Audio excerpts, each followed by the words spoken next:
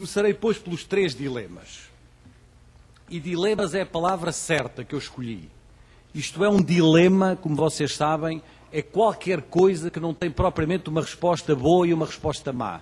Não há uma resposta certa e uma resposta errada para um dilema. Um dilema é isso mesmo. É uma dúvida, é uma hesitação. São coisas que podem ser argumentadas num sentido e noutro. São decisões que nós só conseguimos ponderar através do conhecimento, mas também através dos nossos valores e que, portanto, o que eu vos vou sugerir como dilemas e a maneira como eu os entendo, vocês poderem dar uma outra resposta e, portanto, a ideia do dilema é justamente essa ideia de uma dúvida e não propriamente dizer o que está bem é isto e o que está mal é aquilo. Não é um manicaísmo, é justamente uma situação dilemática que nos põe perante decisões e, mais do que perante decisões, perante deliberações. E o primeiro dilema, e que é um dilema muito difícil para todos nós, na minha opinião, eu equaciono deste modo: escola centrada no aluno ou escola centrada na aprendizagem? É um dilema muito importante hoje em dia, porque todos nós que estamos aqui partilharemos certamente a ideia de que a escola deve estar centrada no aluno. E eu, contra mim próprio e contra algumas das minhas convicções, vou aqui defender, por razões que vos vou procurar explicar, uma escola centrada na aprendizagem. Mas, como vos digo, não é porque uma esteja certa e outra esteja errada. É um dilema que eu enfrento hoje em dia e enfrento da maneira que eu vos vou explicar e decido, neste momento em que vos estou a falar, dia 5 de outubro de 2006, decido este dilema na minha cabeça, defendendo uma escola centrada na aprendizagem. Eu tenho vindo, uma parte do livro, do evidentemente, de que eu vos falei, é sobretudo uma crítica ao que eu designo pelo transbordamento da escola. Eu não sei se a palavra transbordamento vos diz alguma coisa. Dizem transbordamento como um copo que transborda, qualquer coisa que transborda, não é? E a ideia que eu tenho da escola é que a escola hoje é uma escola transbordante, no sentido em que ela tem um excesso de missões. A sociedade foi lançando para dentro da escola todas as missões, e eu poder-vos enunciar aqui dezenas de missões que a escola pede à sociedade, e essas missões foram sendo lançadas para dentro da escola e foram sendo apropriadas pelos professores, com grande generosidade, com grande voluntarismo, mas traduzindo muitas vezes a um excesso de dispersão, a uma dificuldade de definir prioridades, como se tudo fosse importante e como se tudo fosse igualmente importante dentro das escolas. Eu julgo que muitas das nossas escolas são hoje em dia grandes instituições distraídas, distraidoras, dispersivas, incapazes de um foco, incapazes de definirem estratégias claras. E é claro que quando começamos a enunciar cada uma destas missões, e eu poder-vos-ia, não vou fazê-lo agora, depois talvez nas perguntas eu faça, enunciar uma intervenção recente que fiz no Parlamento Português, em que mostrava as leis publicadas em Portugal nos últimos 6 meses, cada uma destas leis, nenhum de nós ousaria criticá-la. Sobre a prevenção do património, sobre a educação sexual, sobre a educação para a saúde, sobre a prevenção dos acidentes rodoviários, sobre as questões da segurança, sobre a prevenção dos maus tratos, sobre as questões da delinquência, sobre a prevenção da toxicodependência. Nenhum de nós ousaria dizer que estas tarefas não são importantes. O problema que se pergunta é: a escola pode fazer isto tudo? E a escola consegue lidar com isto tudo, não é?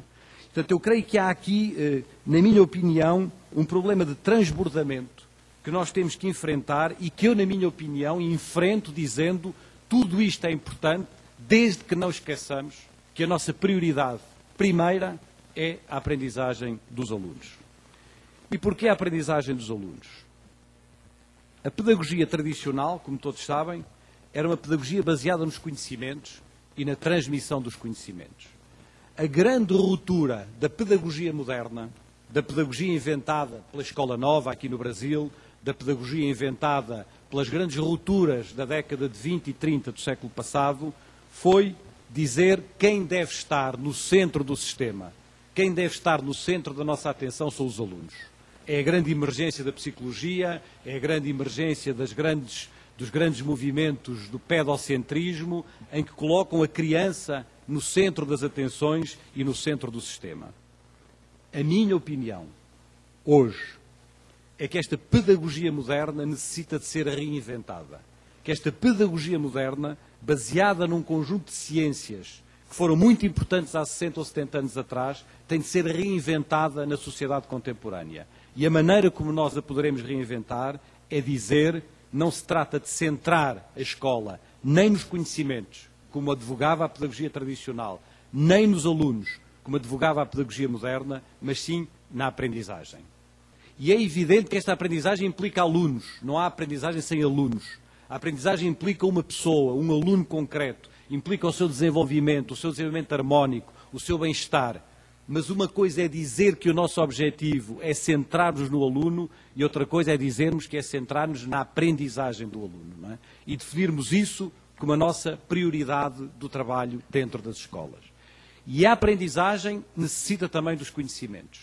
E os conhecimentos foram, há que o reconhecer, durante algum tempo, uma espécie de paradigma ausente de muitas práticas pedagógicas.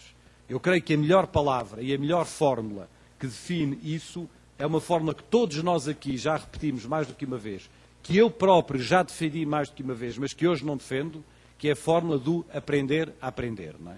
A ideia de que se aprende ou de que se poderia aprender num vazio de conhecimentos, que se poderia aprender numa ausência de uma referência de conhecimentos e de saberes, e algumas dessas tendências foram particularmente nefastas da pedagogia moderna. Eu creio que há que reconhecer uma parte desta crítica que é feita aos professores e que é feita à pedagogia e insistir na ideia de que o nosso foco de trabalho é a aprendizagem e que esta aprendizagem implica alunos e implica também conhecimentos. Ela não se faz sem pessoas e sem uma referência às suas subjetividades e sem uma referência aos seus contextos sociais, sem uma referência às suas sociabilidades, mas ela não se faz também sem conhecimentos e sem uma aprendizagem destes conhecimentos, sem um domínio das ferramentas do saber que são essenciais para as sociedades do século XXI, sociedades que todos queremos ver definidas como sociedades do conhecimento.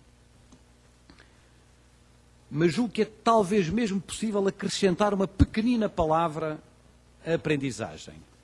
E essa pequenina palavra é aprendizagem enriquecida. E enriquecida porquê? É enriquecida pelo que são hoje as principais descobertas das ciências mais estimulantes que existem no século XXI. E a pedagogia e o trabalho do professor está ainda muito fechado nas psicologias do desenvolvimento, nas psicologias do Piaget, em certas sociologias do século XX, em certas perspectivas da sociologia da reprodução, estamos ainda muito centrados. Nós às vezes dizíamos na brincadeira, estamos ainda muito entalados, a pedagogia está ainda muito entalada entre esta psicologia e esta sociologia, e a pedagogia precisa de respirar, precisa que os professores se apropriem para o seu trabalho de um conjunto de novas áreas científicas que são muito mais estimulantes do que as áreas científicas que serviram de base e de fundamento à pedagogia moderna.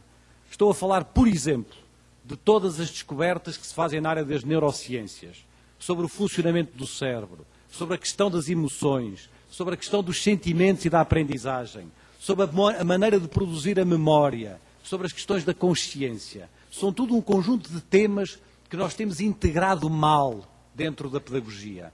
Estou a falar-vos, por exemplo, da psicologia cognitiva. Estou a falar-vos, por exemplo, das teorias da complexidade, que nos dizem que, contrariamente às nossas convicções, nem sempre se aprende de maneira linear, nem sempre se aprende do mais simples para o mais difícil, nem sempre se aprende do mais concreto para o mais abstrato, que há maneiras, que a aprendizagem é de uma enorme complexidade e estas complexidades nós nem sempre as temos sabido integrar na profissão, que fica ainda muito prisioneira de uma pedagogia moderna, de uma pedagogia fundamentada nestas ciências psicológicas do século XX e nas ciências sociológicas do século XX e que não consegue enriquecer-se, daí a palavra, com os contributos que são, no século XXI, os contributos mais interessantes das ciências contemporâneas.